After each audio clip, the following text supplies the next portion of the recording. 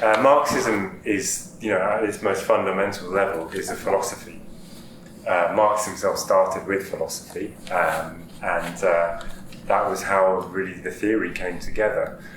And that might seem strange to some people, and some people think the fact that we discuss this is a little bit self-indulgent or something.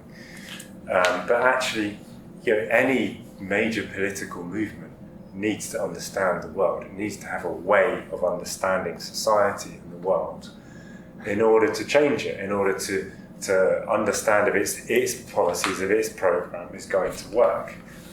And obviously what we're interested in doing is overthrowing capitalism and also building a society free from class exploitation, privileges, oppression, prejudice, etc.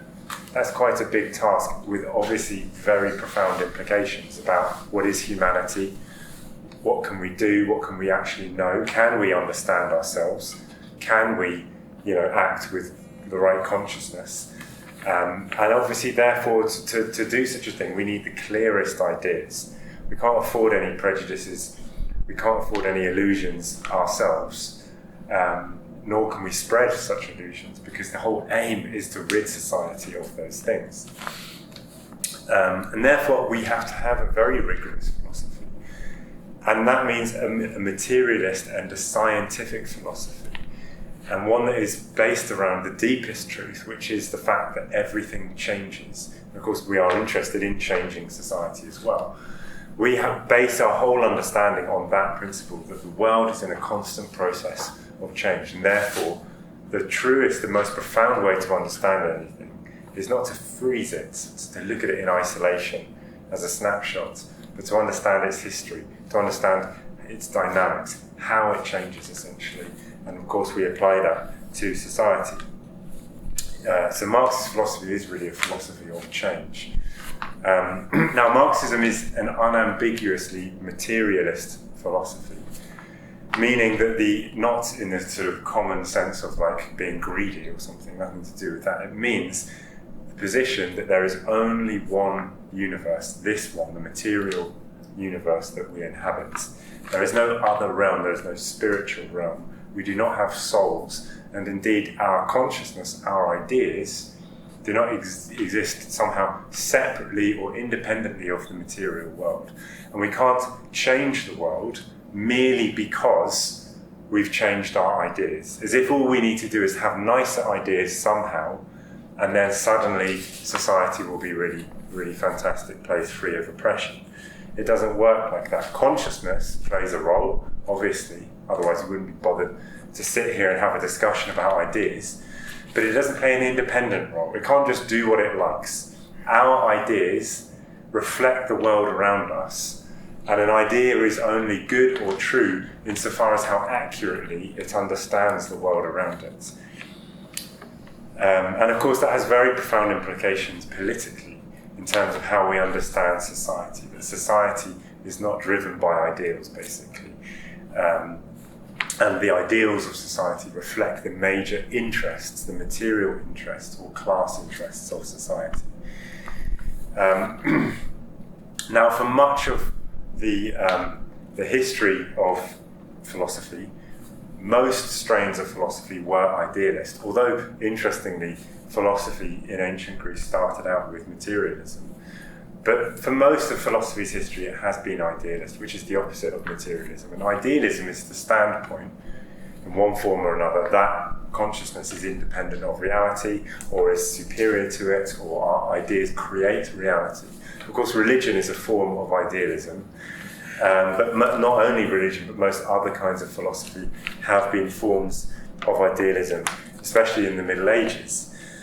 And generally, I mean, this is a bit of a crude generalization, it doesn't hold perfectly, but generally, materialist philosophy is progressive, and it generally tends to emerge in periods of history, in progressive or revolutionary periods of history, whereas idealism tends to favour conservatism, the status quo, and the ruling class.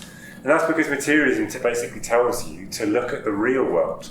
not to look into the heavens or to wait for the afterlife, but to look at the real suffering and the real conditions, not just of the kings and the queens, but of the people who materially make society work. In other words, the people who produce things. And therefore, logically, you would tend to associate it with progress.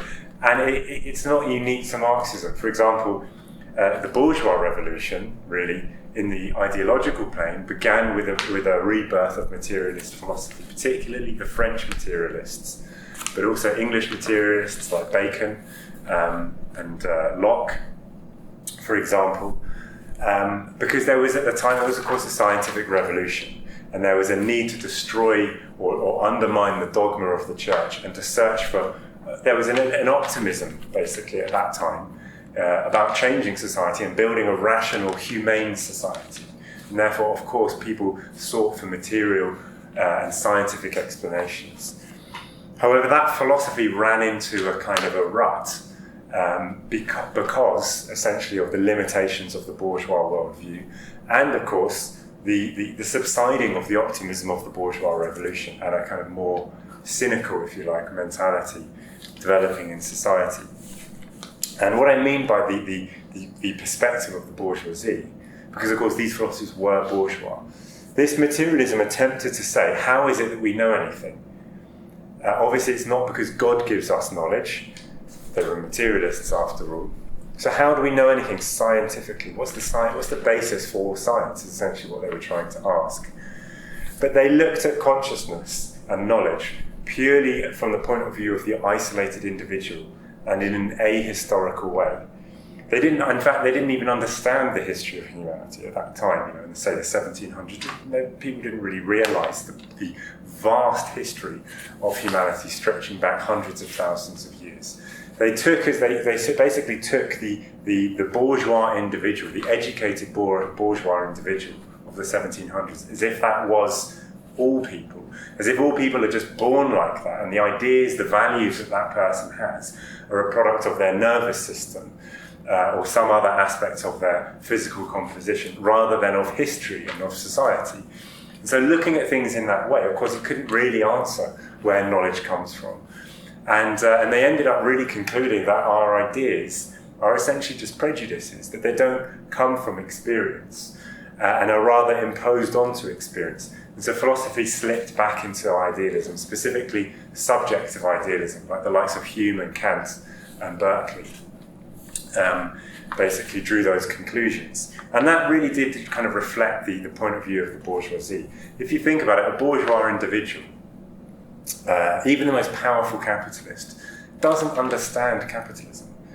And you have things like what's just happened to Britain with Liz Truss and Kwasi Kwarteng, the chaos that has unleashed. But who are they? Kwasi Kwarteng is a bourgeois individual. He was I think, an investment banker. He worked in the city anyway for a long time, and he subscribes clearly to bourgeois ideas. He clearly did not understand the consequences of his actions. And in general, a bourgeois individual finds the market somewhat baffling, and they don't control it. They try to guess what's going to happen. They might be right some of the time, but then an economic crisis happens and they might lose everything. And certainly they don't really understand the economic crisis. And from the point of view of a bourgeois individual, society is just a load of chaos that nobody controls, essentially. And that is true. That's how capitalist society is. It's not planned. It's just human society doesn't consciously control its affairs under capitalism. The market dictates, and the market is an impersonal, unconscious force. So of course the philosophy would reflect that, the philosophy of bourgeois individuals. But also there's another reason, I think, that bourgeois philosophy tends to say that it's impossible to know anything. It's possible to know if our ideas reflect reality as it really is. And that's because they subscribe to formal logic. And formal logic, and in many cases unconsciously, I should say, but formal logic is the sort of common sense foundation of most philosophy. And it's not without its value, but it's very limited. What formal logic is essentially these basic principles of thought, which Aristotle developed. And it is just common sense. The basic principle of it is A equals A and does not equal B.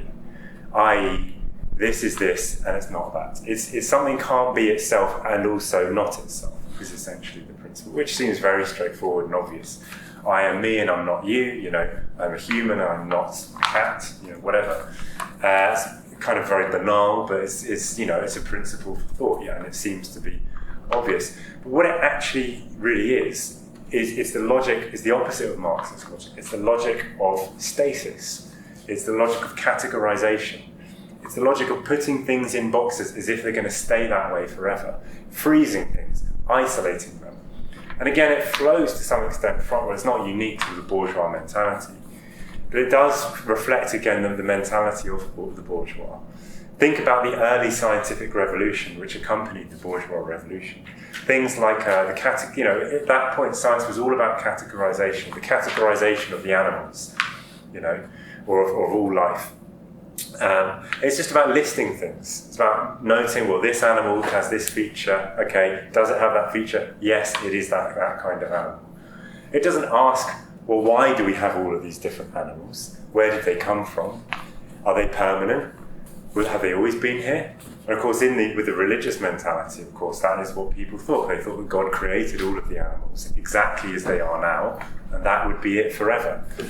But of course, it seems true, but also at the same time kind of wrong and limited, because obviously things do change. And actually, don't we want to understand how things came into being and why, and were they different in the past, and how they become different from what they are? Okay. And so this side of Marxist philosophy is known as dialectics. Again, that's not unique to Marxism. It's a concept that goes all the way back to ancient Greece, and Heraclitus in particular. Some ancient Chinese philosophers and Indian philosophers also came up with very similar ideas. And in particular, it was Hegel, who you might know Marx and Engels were very influenced by. Hegel really developed dialectical thinking prior to Marx and Engels. Now, he was not a Marxist or even particularly left-wing, and he was also an idealist. Doesn't mean that his ideas didn't have a lot of truth in them. So obviously we don't just accept all of his ideas, but the dialectical kind of logic that he developed is very profound. And in particular, he demolished formal logic by showing that the truth of everything is in its process of transformation, and it has always already negated itself. So saying A equals A is, as he showed, is actually false. And I'll explain why. He points out that pure existence, which is the same as saying A equals A, I just exist, just saying nothing about anything, just saying existence, is nothing. It's the same as saying nothing. It's just like, well, what is that? It's just devoid of content.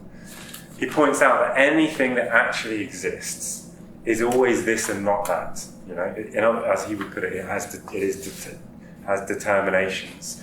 I.e., it's yellow and it's not blue. It's fast and it's not slow.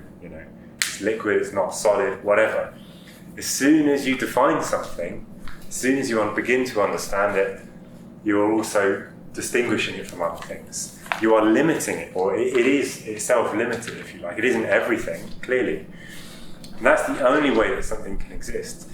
In other words, it has definite qualities. But then what does that mean? And he pointed out that these qualities bring it into relation with all other things, and also mean that it is always, as he would put it, becoming. In other words, it's always changing and becoming something else. So if something is, let's say, yellow, we might think of that as a static feature, it just is yellow, but actually it's a question of motion and of relation. Something is only yellow because it reflects something else, which is, of course, the yellow wavelength of light, and it absorbs the other wavelengths of light. And therefore, the yellow photons are received by our eyes, and we register that as yellow. So this is a complicated process involving more than the object itself. It involves the photons, it involves ourselves seeing it as well. And it's obviously something that exists in motion. In other words, it can only be yellow because photons are moving and it itself interacts with them in a certain way. So it involves, in other words, change. Maybe it's insignificant, infinitesimal change much of the time, but it does involve change. In other words, any quality is expressed in relation to other things and also in a process of change. It is a way of behaving over time, if you like. Therefore, it's always in a process of change. It's impossible to strip anything of that. As soon as you were to say, yeah, but what is it like in a single instant? But there is no such thing as a single instant. It's always already changed in a tiny way. And therefore, the deepest truth of something is that it both is and is not. It is becoming something else, and it is inherently interconnected with the rest of the universe, with the other things around it, and it is made what it is by them, and how it changes the other things as well. And therefore, this simple law of non-contradiction, A equals A does not equal B, turns out to be false, or at least of very limited value. You could say it's true, within certain parameters, but it's not strictly true at all. And Marxists agree with this, and we base our whole outlook really on that. And if you want to understand what it is to be a Marxist politically, it's not about just saying, well, that's bad, we don't like that. It's not a set of frozen stances on political questions. Of course, we do have sort of standard positions on things, if you like. But what really makes you a Marxist is by trying to understand what is going on in society. And not just saying, well, that this current government is bad, but what's going to happen to this government? What's it based upon? Where's it going to go? And how will that affect the class struggle, which is also, of course, a question of motion or of dynamics. That's why this stuff is important. We also have to understand how things change. It's not enough to just say, oh, things change, which is by itself a bit of a banal thing to say. But how do things change? Now, we have to be careful with this. Obviously, everything changes in its own way. If we're talking on a highly general level, we have to bear in mind that it is very general, and therefore we have to analyse things on their own terms. But there are certain general principles that we can grasp, and again, Hegel develops a lot of these points, which have then been taken further by Marx and Engels. In particular, the law of the transformation of quantity into quality is very important. I think it kind of reflects all of the other laws of dialectical logic as well. And this is important because it shows how, actually, just to say that things change is actually somewhat one-sided, and actually in a sense false. Just as if something doesn't change at all, if there is no such thing as change, it's the same as saying it doesn't exist, because it just doesn't do anything. Also just saying, well, everything changes, as if everything has already ceased to exist, is kind of the same as saying that nothing exists. If somebody says, well, you can never not only can you never step into the same stream twice, but actually there is no stream. How can you talk about a stream? Because the stream has already become something else. It's already ceased to exist at any instant because it's changed. Well, obviously, if you say that, then essentially you're saying that nothing exists, which is obviously not true. Things do retain their qualities. They do kind of, there is, if you like, a conservatism to things. What is it?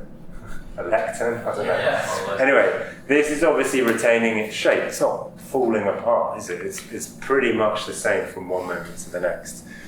And you don't go around calling your friend a new name every single second just because they've shed some cells and grown some new ones. That would be ridiculous. And it's not just because it would be tedious and difficult to do that, but actually you would be missing something very true, which is precisely that things do retain a quality. They're not all falling apart. They're not already something profoundly different. Somebody is more or less the same person from one day to the next. And they're predictable, right? Just as that object is predictable. So how do we get from the one to the other? Because clearly things also do change, right? This will eventually fall apart or be destroyed. People eventually go through very profound changes, including death, inevitably, right? So how do we get from one to the other? And that's what this law of quantity into quality shows. Most of the changes that take place in any phenomenon are merely, if you like, quantitative, right? They don't change the quality. And the classic example is a body of water. So you have a body of liquid water between 1 degree Celsius and 99. It has the same quality of liquidity. Now, of course, it will feel different. It will be hotter or colder, but it obeys the laws of liquidity. It's predictable. It has that quality without really having changed. But of course, suddenly you breach those thresholds and you have a qualitative transformation. And what's fascinating about that is that ice, for example, has more in common in many respects with other solids like rocks, stones, than it does with liquid water, the way that it behaves, even though it's composed of the exact same parts, which also shows, and I'll come on to this later, shows how important the relation of the parts is to any given phenomenon, be it human society or bodies of water. So that the qualities do not exist separately or in our imagination. They are an emergent product of the ensemble of relations of the given thing. So a body of water has the quality of liquidity. It's true that no single water molecule is wet, and it is made up of nothing other than water molecules, and yet it is wet at a macroscopic or overall level. The quality emerges from the interaction of the parts, not any one part by itself. And that's a very profound thing which is important for understanding all kinds of questions. Consciousness, for example, and the human brain would be another example. So the qualitative change, it happens on the basis of the quantitative changes that have been built up, the inner contradictions, if you like, the tensions. Eventually, how and why this happens will of course change depending on what you're studying, if it's a body of water or human society, whatever. But at a certain point, the quantity, in this case heat energy, is too great for the relations to be sustained. And they break apart and you have different relations which produce a different quality. And again, this is important, not so we can feel very self-satisfied and profound, but for understanding society. I'm old enough to remember I was a Marxist and involved in Marxist politics before the 2008 crash. And obviously in those days, it was, well, maybe you don't realise, I don't know, but in those days, it was seen as ridiculous to be a Marxist. And, it was quite common for people to even think that class doesn't really exist anymore. Certainly the working class doesn't really exist anymore. And, these are just historical relics, basically, these ideas. That was a kind of way of looking at things. But I remember being in meetings, Marxist meetings, before that crash, and what would we do? Well, we would look at, for example, the build-up of household debt, of debt associated with the housing market, which was just going up and up and up and up. And of course, we all know what happened. The subprime mortgage crisis took place. That debt was unsustainable, and it provoked a financial and with it an economic crisis. In other words, we looked underneath the surface, if you like, the quality of society, the political mood, if you like. We looked underneath that and looked up at the quantitative build-up, the contradictions building up under the surface. And we didn't know when, obviously, and exactly how, but we knew that this was unsustainable. And obviously with an understanding of Marxist economics as well. We knew that would happen, and it did happen. Now, this isn't a crystal ball that tells you exactly how society is going to develop. Nothing can do that. But it is a guideline that's very important, because if you're a Marxist, most of the time, there isn't a revolution taking place. And people obviously get used to periods of time that might only be 10 or 20 years. It's not a very long period of time in history. But for an individual's lifetime, that's quite long. People get very used to that, and they think, well, that's how things will be always.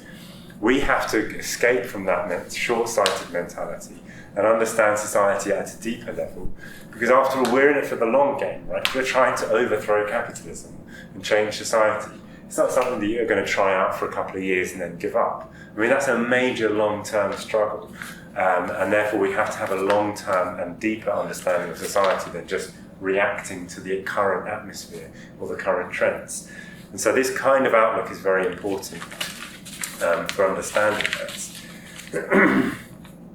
And you might also know that dialectical philosophy is also all about opposites. You might have heard of that, the idea that everything is there's this cliche thing of antithesis, so thesis, antithesis, put them together and you get the synthesis, which is not Marxist philosophy, it's a simplification. But we do have this idea of fundamental opposites, and I've discussed that already, the idea of any quality brings you in relation to other things. So if you're fast, then you're faster than other things. If you're moving up, then that's obviously the opposite of moving down. A magnet obviously has these fundamental opposites that are reproduced even if you cut it in two. And of course, class is a case in point. Now, the point about these opposites is it's not just a registering of sort of differences, like rich and poor. Well, they're quite different, aren't they? It's that they are fundamentally interrelated. They can't be separated, and they condition one another. They make one another. And in the case of class, of course, yes. In the bourgeois mentality, they can even go so far sometimes as Thatcher did of saying society does not exist, i.e. we're just so many individuals. There's no structure to society is essentially what she was saying. There's no classes in society. From a bourgeois point of view, the rich are rich because they're hard-working. Maybe they might even admit because they got lucky. But it's not because they exploit people. No.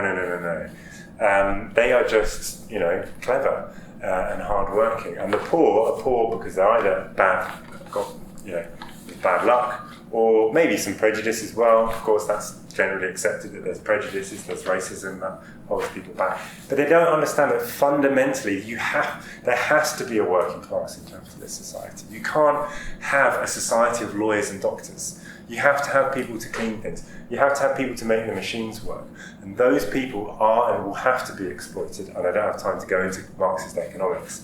But they will have to. And the capitalist class are only a capitalist class. They're not just wealthy. They are specifically a capitalist class. They have definite interests, definite ways of behaving, because they own the means of production and they use that to exploit the working class and to get rich off of the labour of the working class.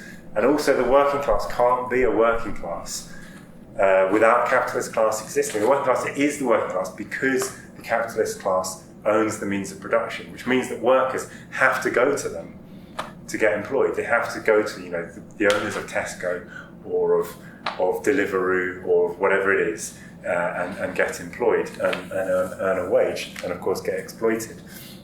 It's an inherent relation, and that brings with it certain laws, regular laws and dynamics, if you like.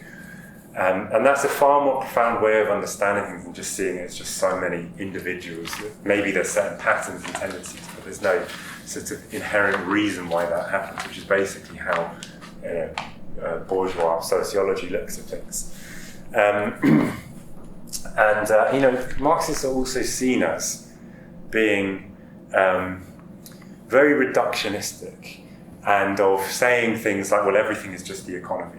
Basically, that's the cliche. And if you study Marxism in any way at university, people will say that. Probably your lecturers will tell you that as well. But Marxism got some good points, of course, but fundamentally, it just reduces everybody to their class, and it sort of thinks that the only factor in history is class or is the economy, which is a caricature of Marxism. That's not what Marxists think.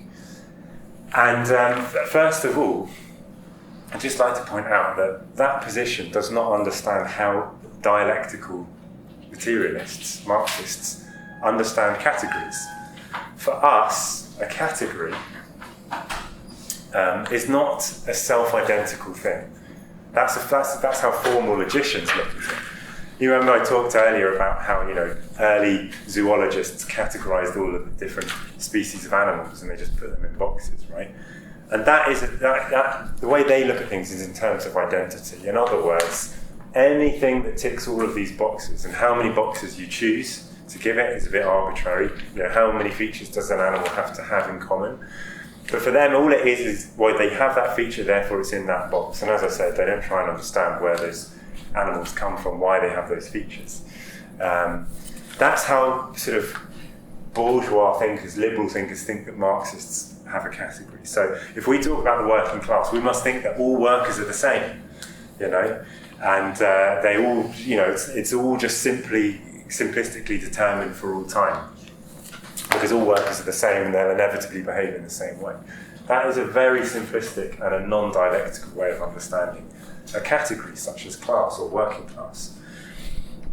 For us, a category doesn't mean that the members of the category are the same. Far from it. Again, you have an internal oppositional relationship, Like with an animal species, you have, for example, young and old, male and female. Those are differences, right? And those differences are necessary to create the dynamics, if you like, of that animal species so that it can survive. And in the case of the working class, the working class is precisely not the same as itself. How is somebody who works in a blast furnace, making steel, how is their job and probably their personality, the same as somebody who works in a call centre? They're profoundly different. But it's precisely those internal differences that make them a class, because they depend upon the labour of one another. The labour that one type of worker does enables the other type of worker to do their job.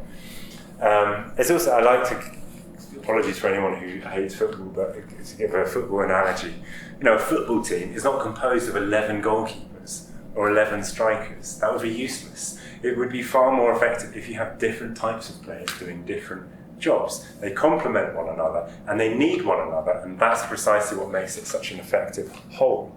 Well, the working class is like that in many respects. Of course, members of the working class have similar interests and obviously similar experiences in a lot of ways, but they aren't the same. They're not just like robotic automatons all conforming to the laws of economics.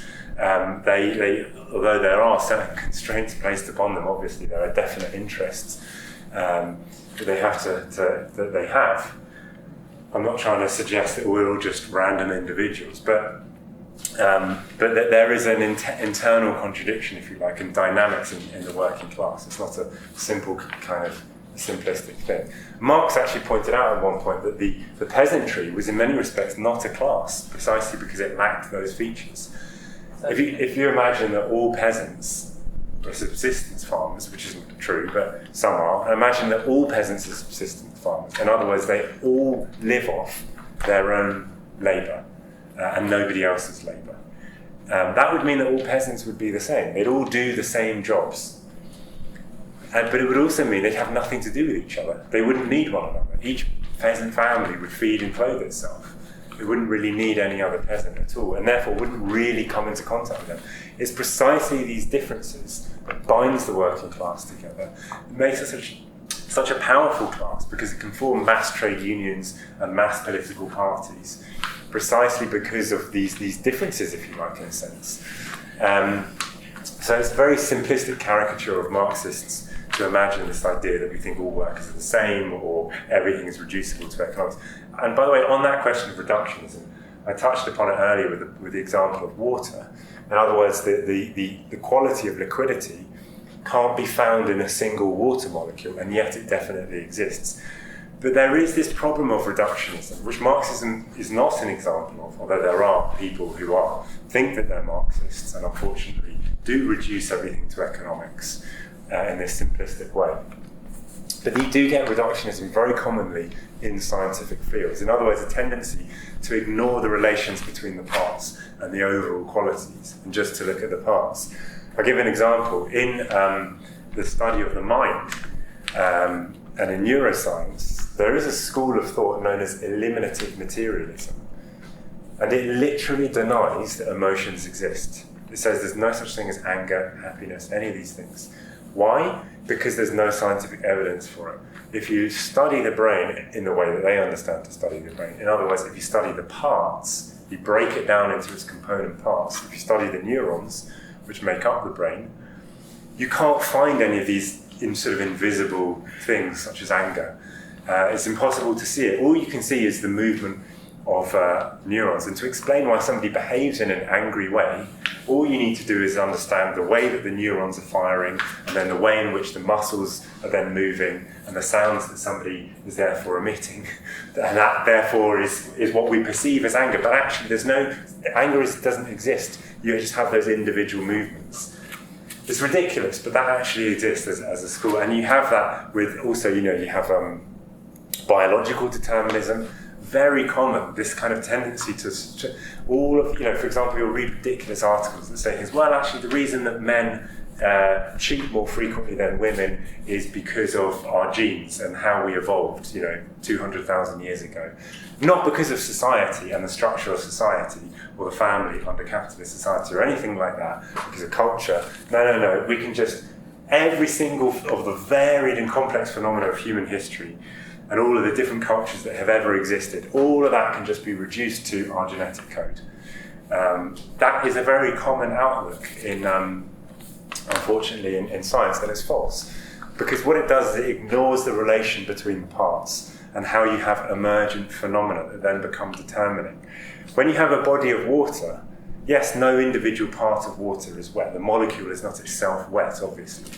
But wetness definitely exists. And that is not just a sort of something that we notice. The overall body of water has laws that emerge at the macroscopic level that then determine how the behaviour of the parts, right?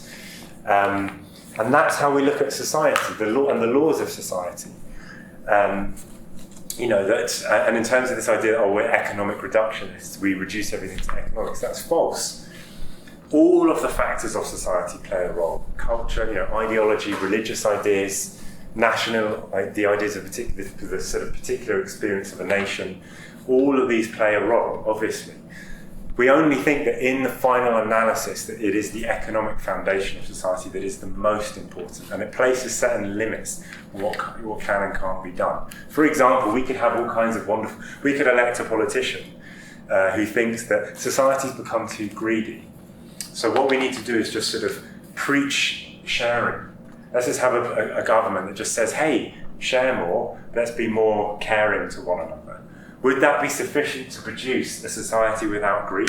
Would capitalist society would the greed of capitalist society disappear? Obviously not. Nothing would change. So there are certain limits, if you like, at the economic structure of society. And that's because we're materialists, right? In other words, at bottom, humans need to survive physically. That means that they have to produce themselves. They have to make the things that we consume in order to live, which therefore forces us to enter into definite relations with people, in other words, to work in certain conditions.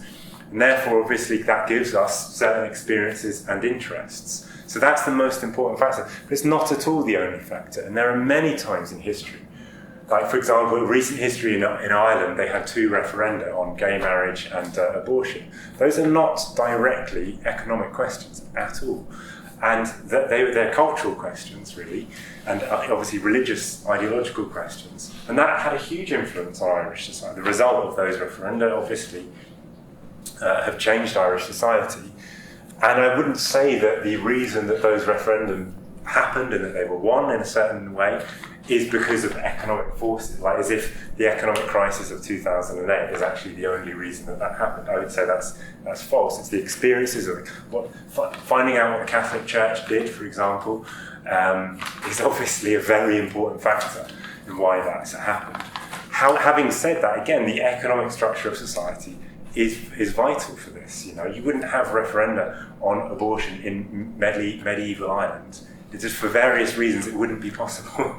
And obviously the fact that Irish people in today's world, you know, have the access to the internet and education and secular education, and they move around Europe and other countries, all of that, I'm sure, which are economic forces, questions of economics, have also undermined the influence of the church, no doubt.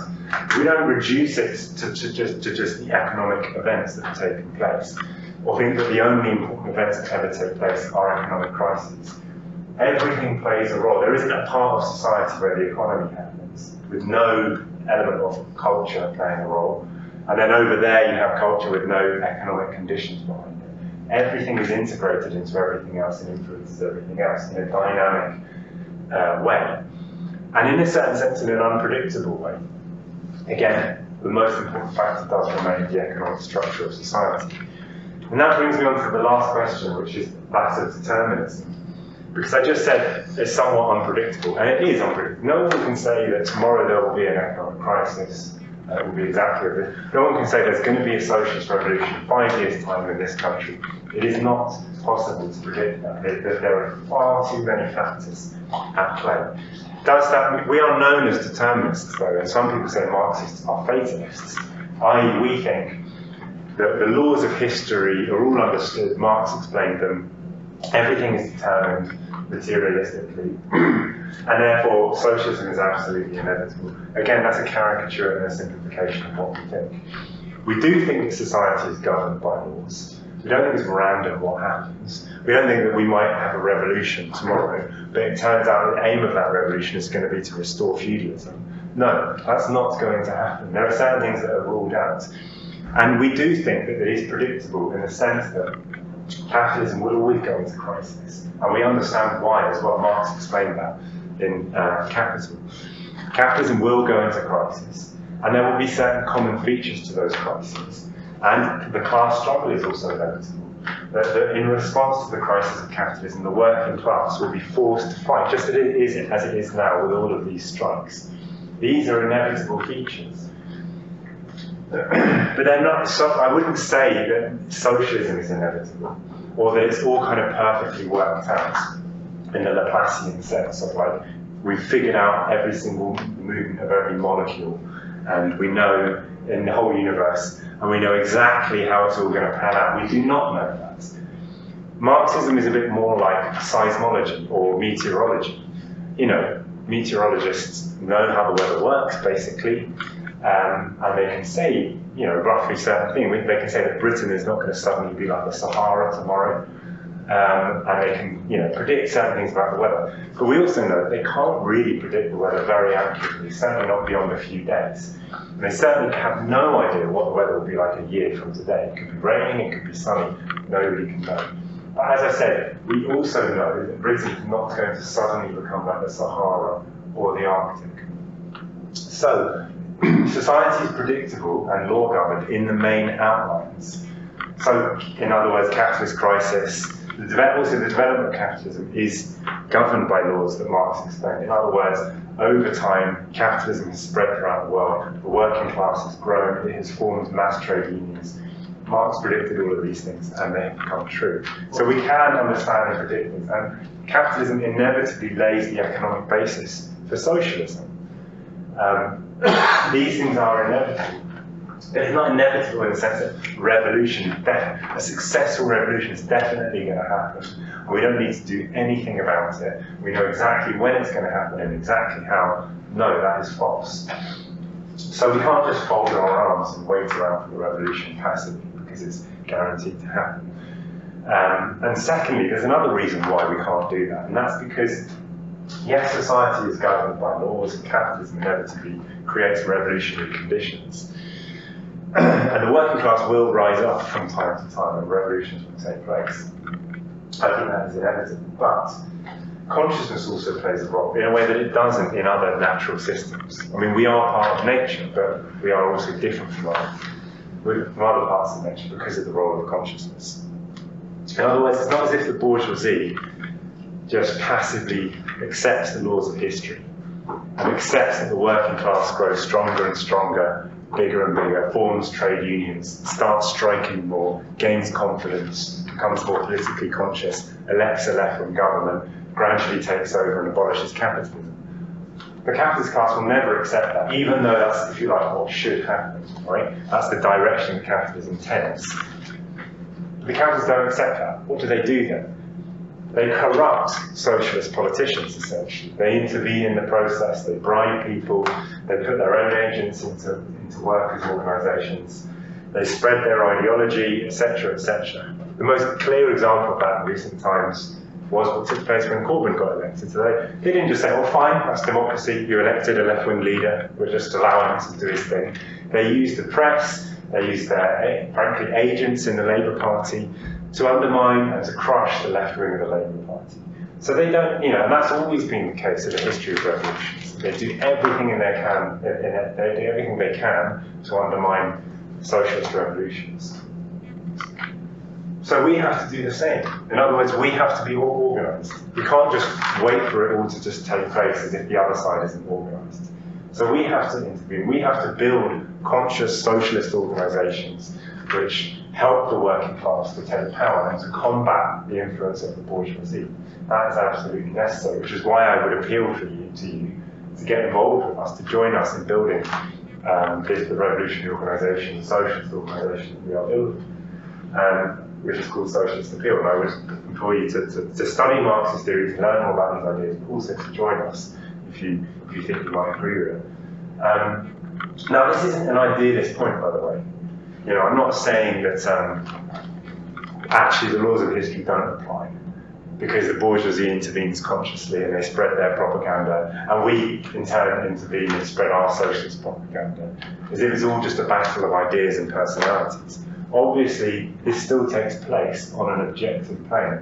The bourgeoisie, there's a limit to what they can achieve by intervening. They can't cancel all revolutions forever, but they can undermine them. And also, we can't just guarantee that revolutions take place. We can't just dream up a revolution just because we spread socialist ideas. We have to have the objective conditions, and the working class has to want a revolution, right? And that does take place from time to time, but not most of the time. So I'm not suggesting that we can just battle it out with the bourgeoisie purely on the realm of consciousness. And that socialism is actually all just about how good you are at spreading the ideas of socialism. No, the economic, material foundations, the laws of the class struggle are the most fundamental thing. But they're not the only thing. Consciousness also plays a role. And we have to build that consciousness. We have to build the revolutionary organisation. Because the other side is very organised. The capitalists are very organised, as history shows. And if we don't do that, we'll just have failed revolution after failed revolution probably until capitalism destroys the planet. So, that's why we've got to get involved with consciousness.